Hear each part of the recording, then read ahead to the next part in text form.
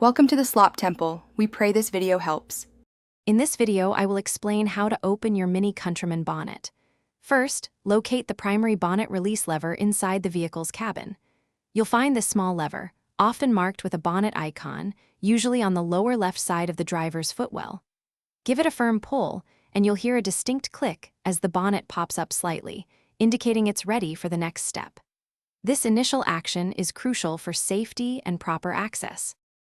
Once the bonnet is slightly ajar, walk to the front of your Mini Countryman. Look directly under the front edge of the bonnet, usually near the center or slightly to one side.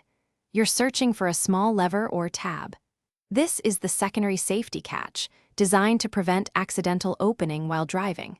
It's a vital safety feature that requires manual release before you can fully open the bonnet. With the safety catch located, you'll either push it to one side or pull it upwards, depending on your specific Countryman model. This action will fully release the bonnet from its locked position. Once released, you can gently lift the bonnet with both hands. It should open smoothly, revealing the engine bay. Be mindful of any resistance and avoid forcing it, ensuring a safe and easy lift. To keep the bonnet securely open, find the metal support rod, typically clipped to the underside of the bonnet or within the engine bay.